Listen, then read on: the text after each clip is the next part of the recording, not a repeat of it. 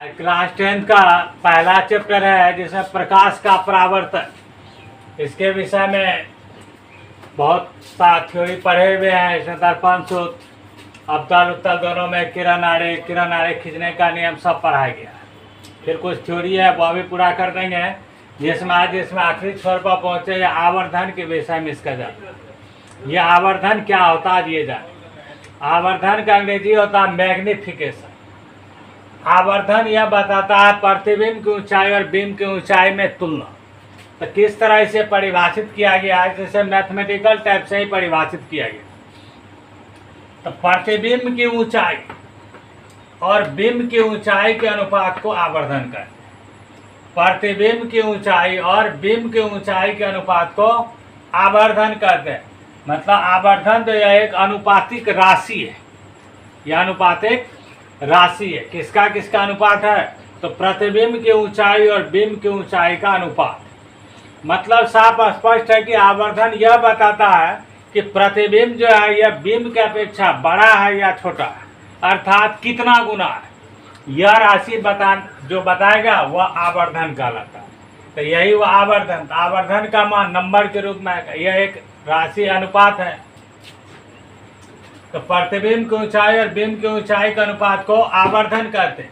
इसलिए यह mathematical type में भी इसका परिभाषा है। इसलिए आवर्धन का यह फॉर्मूला हो गया प्रतिबिंब की ऊंचाई और बिंब की ऊंचाई। आवर्धन फार्मूला है प्रतिबिंब की ऊंचाई बाय बिंब की ऊंचाई। आवर्धन को m से डिनोट किया जाता है, क्योंकि इसका अंग्रेजी मैग्निफिकेशन होता है, इसलिए इसको m से डिनोट किया गया। तो आवर्धन को m से डिनोट किया जाता है। इसलिए इसका आवर्धन का फॉर्मूला जो एक संकेत के रूप में भी लिख दिए m बराबर h2/2। ये बहुत काम का है। इसका अंकित प्रश्न बनाने में इसका प्रयोग होता है। तो यह समझाए हैं या लिख दिए हैं कि h2 क्या है, प्रतिबिंब की ऊंचाई है, और h1 क्या है, बिंब की ऊंचाई है। h1 बिंब की ऊंचाई है, h2 जो है प्रतिबिंब की ऊंचाई, h1 बिंब की ऊंचाई। आवर्धन का कोई मात्रक नहीं होता। यह भी याद रहे, कभी कभी एग्जाम में पूछ देता है या कोई बड़े भी पूछ सकते हैं। आवर्धन का कोई मात्रक नहीं है। अब सवाल उठता है इसका रीजन ऐसा क्यों हुआ। तो देखिए फॉर्मूला है इसका प्रतिबिंब की ऊंचाई बाय बिंब की ऊंचाई। तो ऊंचाई का मात्रक जो भी होगा मीटर, सेंटीमीटर, किलोमीटर या mm, और बिंब का भी ऊंचाई का अनुपात वही होता है मीटर, किलोमीटर या सेंटीमीटर। ऐसा ही मात्रक होगा तो मीटर मीटर। तो मीटर और मीटर दोनों क्या हो गया, कैंसिल हो गया, कट गया। तो अनुपात का जो है कोई मात्रक नहीं होता। इसलिए आवर्धन क्या है, एक अनुपातिक राशि है, इसलिए आवर्धन का कोई मात्रक नहीं होता। अब इस आवर्धन में कुछ चीज समझाते हैं। आवर्धन को m से डिनोट करते हैं। तो यहाँ कुछ चीज ऑब्जेक्टिव के रूप में बहुत सारा क्वेश्चन इससे पूछा जाता है। इस चीज को एक बार समझाते हैं, यहाँ समझिए। जैसा कि m बराबर अभी कभी लिखा हुआ है +1। तो इसमें दो टाइप का क्वेश्चन पूछा जाता है। एक क्वेश्चन होगा कि m बराबर यहाँ +1 किस दर्पण में संभव है। m बराबर +1 किस दर्पण में संभव है। तो याद रखेंगे m बराबर +1 सिर्फ और सिर्फ समतल दर्पण में संभव। क्योंकि हम लोग जो पूरा किरण आरेख किसका पढ़े थे, तो उसमें समतल दर्पण में ही बने प्रतिबिंब का डायग्राम पढ़े थे, और उसके प्रतिबिंब का भी प्रकृति, स्थान, आकार भी के विषय में भी स्टडी किए। तो समतल दर्पण ही एक ऐसा दर्पण है जिसमें हमेशा जो प्रतिबिंब बनता है समान आकार का और काल्पनिक बनता है। तो यहाँ प्लस का चिन्ह है तो यह बताता है कि प्रतिबिंब क्या है, काल्पनिक। और दूसरा बात है 1 है तो यह बताता है कि यह समान आकार का। क्योंकि m का मान 1 तभी हो सकता है जब वस्तु की ऊंचाई और प्रतिबिंब की ऊंचाई दोनों का माप बराबर, दोनों की ऊंचाई समान होगा, तो तभी इसका मान 1 हो सकता है। तो m का मान +1 किस दर्पण में हो सकता है, तो यह सिर्फ और सिर्फ समतल दर्पण में हो सकता है। यह अच्छे से याद रखें। दूसरा पूछता है कि m बराबर +1 का क्या तात्पर्य, क्या अर्थ, ऐसे ही पूछा जाता। तो याद रखेंगे m बराबर +1 का अर्थ हुआ कि प्रतिबिंब जो है बिंब के बराबर है, और +1 का मतलब हुआ प्रतिबिंब जो है काल्पनिक। मतलब प्रतिबिंब बिंब के बराबर और काल्पनिक सीधा, अर्थात m बराबर +1 का तात्पर्य। इसी तरह फिर मान लीजिए ऐसा प्रश्न अगर आ जाए कि m बराबर -1, तो इसमें भी ऐसे दो टाइप का प्रश्न पूछा जा सकता है कि m बराबर -1 किस दर्पण में हो सकता है। तो याद रखेंगे m बराबर -1 सिर्फ और सिर्फ अवतल दर्पण में हो सकता है, क्योंकि अवतल दर्पण का भी अगर किरण आरेख पढ़े थे या पीछे का वीडियो देख सकते हैं, समझ सकते हैं अच्छे से, बहुत आवश्यक है वह थ्योरी जानना और डायग्राम खींचने का तरीका।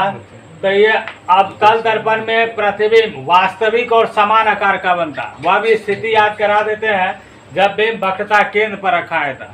जब बिंब वक्रता केंद्र पर रखा है था तो इसका प्रतिबिंब वक्रता केंद्र पर ही समान आकार का बनता, ऐसा प्रतिबिंब वास्तविक होता। तो यहाँ m का मान -1 है, इससे यह तात्पर्य हुआ कि इसका प्रतिबिंब जो है वास्तविक है, उल्टा है। और 1 है तो इसका मतलब हुआ प्रतिबिंब की ऊंचाई और बिंब की ऊंचाई समान। तो m बराबर -1 सिर्फ और सिर्फ अवतल दर्पण में संभव है, m बराबर +1 यह सिर्फ समतल दर्पण में संभव है। और यह अगर पूछा जाए कि m बराबर -1 का क्या तात्पर्य है, तो याद रखेंगे कि m बराबर -1 का अर्थ हुआ कि प्रतिबिंब बिंब के बराबर है एवं वास्तविक और उल्टा है। अब इस तरह से अगर m का मान पूछ दिया जाए कि +1/2, m का मान +1/2 या +1/3 या +1/5 या +1/4 etc. अगर यह पूछा जाए कि किस दर्पण में संभव है, तो याद रखेंगे यह सिर्फ और सिर्फ उत्तल दर्पण में संभव है, क्योंकि प्लस का मतलब हो गया काल्पनिक, अब 1/2 का मतलब हो गया कि प्रतिबिंब जो है बिंब का आधार मतलब छोटा। 1/3 का मतलब हुआ कि प्रतिबिंब जो है बिंब का 1/3 है, अर्थ वही हुआ छोटा। 1/5 का अर्थ हुआ कि प्रतिबिंब उसका 1/5 गुना है, अर्थात छोटा है। 1/4 का मतलब वही हुआ कि प्रतिबिंब की ऊंचाई बिंब का 1/4 गुना अर्थात छोटा है। तो उत्तल दर्पण ही एक ऐसा दर्पण है जिसमें प्रतिबिंब हमेशा काल्पनिक और छोटा बनता है। याद रहे, छोटा और काल्पनिक सिर्फ और सिर्फ उत्तल दर्पण में ही बनता है। इसलिए m बराबर +1/2 किस दर्पण में संभव है, तो यह उत्तल दर्पण में संभव। अगर ऐसा पूछा जाए कि m बराबर +1/2 का क्या तात्पर्य हुआ, तो याद रखेंगे कि इसका अर्थ हुआ कि प्रतिबिंब काल्पनिक है और प्रतिबिंब बिंब के अपेक्षा 1/2 गुना है, अर्थात प्रतिबिंब बिंब का आधा। इस तरह m का मान 2, 3/2, 3, 4, 5 etc. ऐसा भी हो सकता है। पूछा जाएगा यह किस दर्पण में संभव है, तो याद रखेंगे कि m बराबर +2 या +3/2 +3 +4 सिर्फ यह अवतल दर्पण में संभव। याद रहे, इसका अर्थ हुआ कि 2 है तो इसका मतलब हो गया कि प्रतिबिंब जो है इससे बड़ा। कितना बड़ा है, तो 2 गुना। अगर m का मान 3 दिया हुआ तो इसका मतलब प्रतिबिंब उसका 3 गुना, और प्लस का मतलब हुआ काल्पनिक। तो आवर्धित और काल्पनिक प्रतिबिंब जो है सिर्फ अवतल दर्पण में ही बनता। वह भी याद कीजिए किस दशा में बनता है, जब बिंब फोकस दूरी से कम दूरी पर रखा जाता है। इसी गुण के कारण भी यह भी समझाया गया था, पढ़ाया गया था कि इसका उपयोग जो है हजामती दर्पण के रूप में भी होता है। डेंटिस्ट के द्वारा या दांत चिकित्सक के द्वारा दांत के प्रेक्षण में भी इसका प्रयोग होता है। तो यह हुआ इसका। अब इसी में अगर m बराबर लिखा हुआ है -2, ये पूछे कि यह किस दर्पण में संभव, तो सबसे पहले यह समझते हैं माइनस है तो इसका मतलब हो गया कि वास्तविक और उल्टा, और 2 है तो इसका मतलब हो गया बड़ा। तो वास्तविक और आवर्धित, तो वास्तविक आवर्धित प्रतिबिंब भी अवतल दर्पण में ही प्राप्त होता है या बनता, अर्थात अवतल दर्पण में वास्तविक आवर्धित और काल्पनिक आवर्धित दोनों ही प्रतिबिंब बनता। इसलिए याद रहे m बराबर +-2 यह अवतल दर्पण में संभव है, +-3 अवतल दर्पण में संभव है, +-4 अवतल दर्पण में संभव। तो याद रखेंगे ये सभी पॉइंट। अब देखिए इसमें है आवर्धन सूत्र प्राप्त करना। अवतल दर्पण में आवर्धन सूत्र प्राप्त करना है, सिद्ध करते हैं। यह फॉर्मूला इसका और क्या होता है, एक तो इसका अंकित ये परिभाषा प्रतिबिंब की ऊंचाई बिंब की ऊंचाई का अनुपात। आवर्धन का और एक सूत्र है, यह किसके पद में, तो प्रतिबिंब की दूरी और वस्तु की दूरी के पदों। तो इसलिए लिखे हैं कि अवतल दर्पण में आवर्धन सूत्र प्राप्त करें अथवा m बराबर -v/u सिद्ध करें। यहाँ भी का तात्पर्य हुआ प्रतिबिंब की दूरी और यू का तात्पर्य हुआ बिंब की दूरी, ये साबित करना। तो देखिए इसके लिए एक डायग्राम खींचते हैं।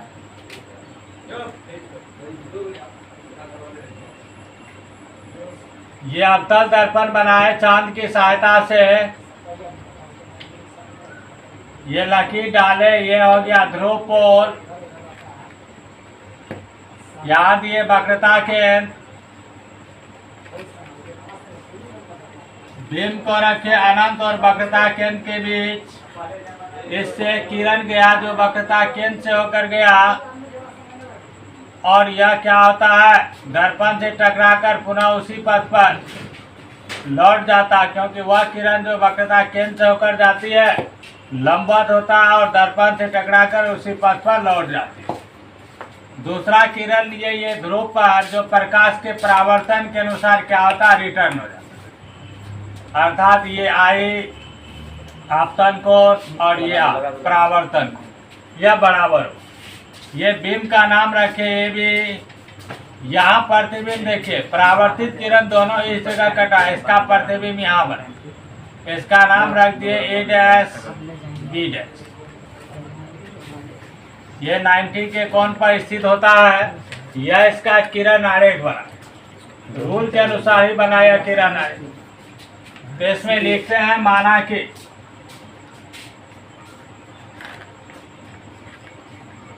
Mn एक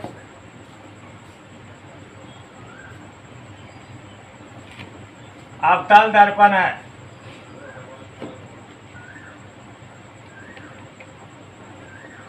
इसके मुख्य अक्ष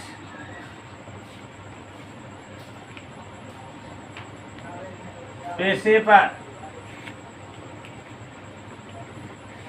अनंत एवं वक्रता केंद्र C के बीच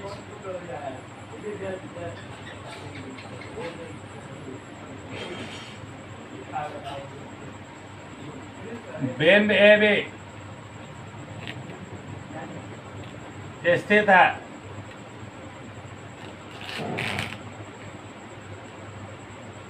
इसका प्रतिबिंब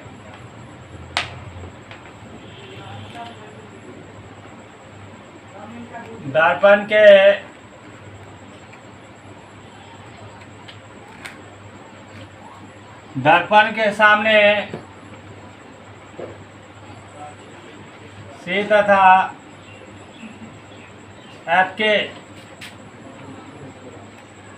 बीच A डैश B डैश बना है, जो वास्तविक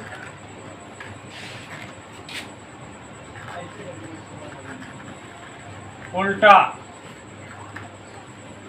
एवं छोटा, इसी को बोलते हैं वास्तविक हराश्री, अर्थात m बराबर -1/2 जो समझाए थे वह यही एक दशा हो, ऐसे भी समझ सकते। इसमें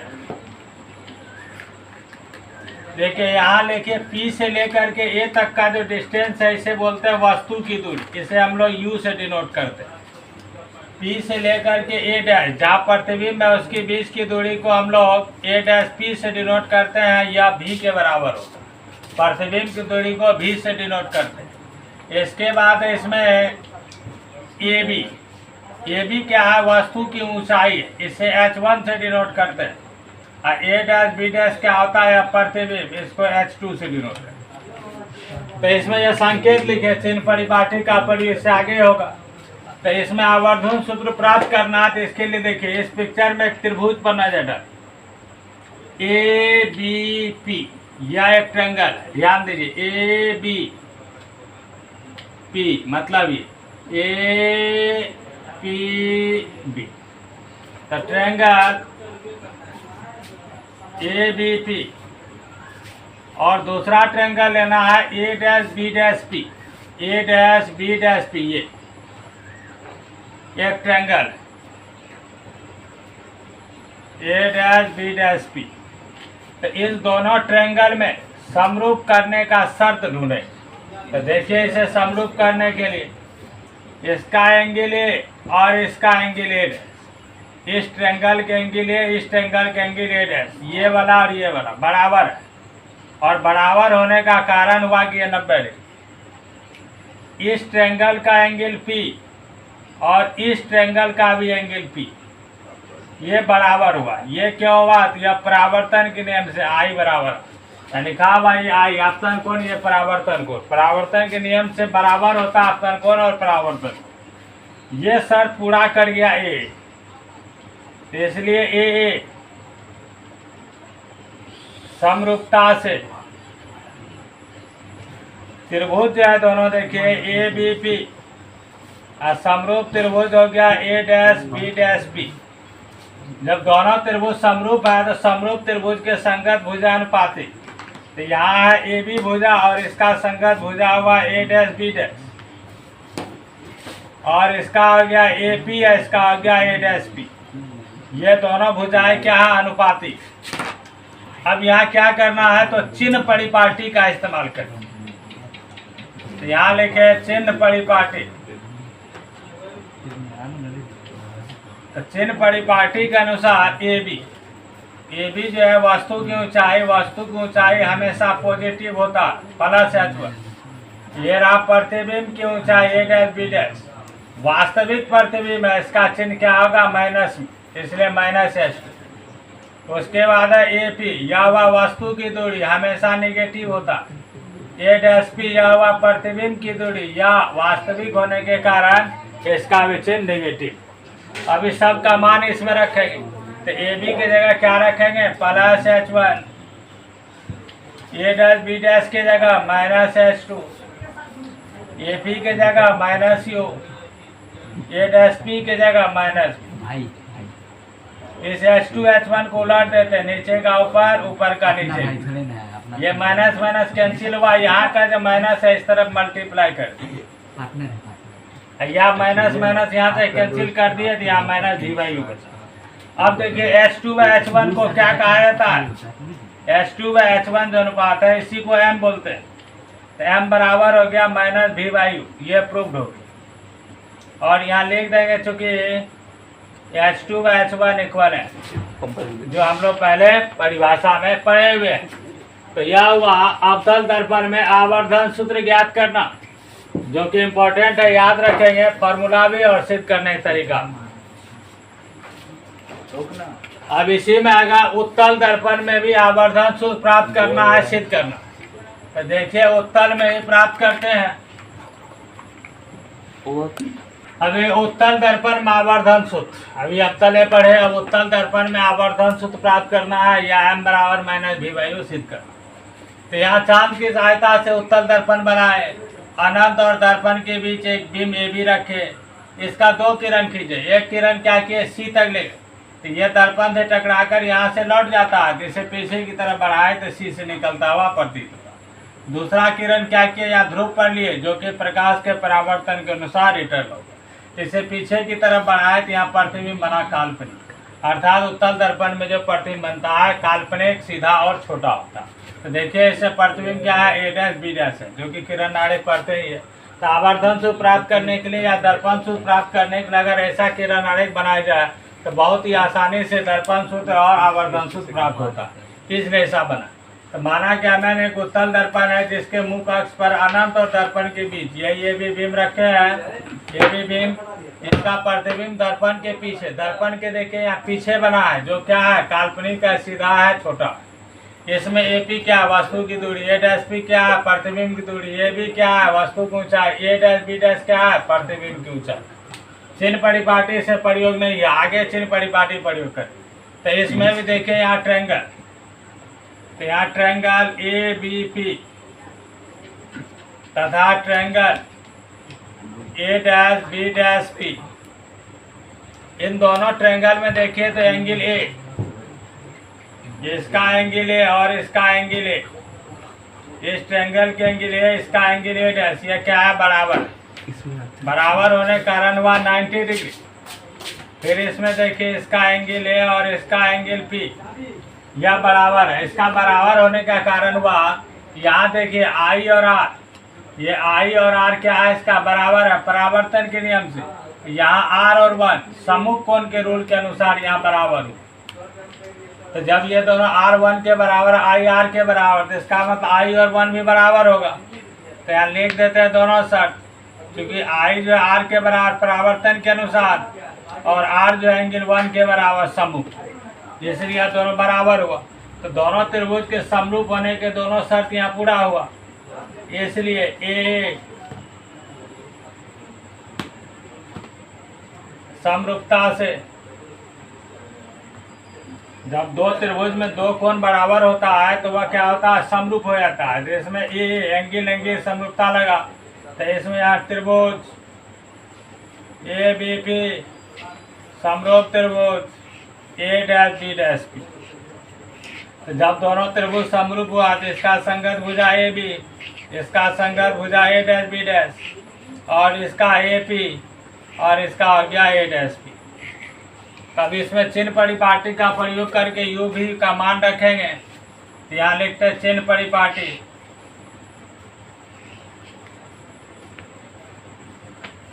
तो चिन्ह परिपाटी में यहाँ देखिए ए बी है, तो ए बी क्या है, वस्तु की ऊंचाई, यह हमेशा क्या होता है पॉजिटिव। ए डैश बी डैश यह क्या होता है काल्पनिक है, इसमें काल्पनिक, तो इसलिए क्या होगा प्लस h2। अब पहले पढ़े थे माइनस h2, इसमें काल्पनिक है इसलिए प्लस h2। ए पी यह वस्तु की दूरी, यह हमेशा ही निगेटिव। ए डैश पी यह क्या है प्रतिबिंब की दूरी, काल्पनिक है, अर्थात प्रतिबिंब किस ओर है, आपतित किरण की दिशा में, इसलिए इसका चिन्ह क्या आ जाएगा प्लस। इन सभी मान को इसमें रख दें। ए बी की जगह क्या रखेंगे प्लस h1, ए डैश बी डैश की जगह प्लस h2, ए पी की जगह minus you, A dash P की जगह प्लस बी। तो इसको लिख सकते हैं h2 ऊपर h1 नीचे, तो यहाँ भी ऊपर चला जाएगा, v ऊपर u नीचे। तो h2/h1 किसके बराबर है, तो m के बराबर, तो इसलिए h2/h1 की जगह पर क्या लिख देंगे m लिख देंगे, तो इसलिए m बराबर v/, यहाँ लिख देंगे चूँकि h2/h1 इक्वल है। इस प्रकार यह उत्तल दर्पण में भी आवर्धन सूत्र सिद्ध कर दिए, और इस तरह से सभी थ्योरी को प्रैक्टिस करेंगे तो फिजिक्स अच्छे से समझ में आएगा।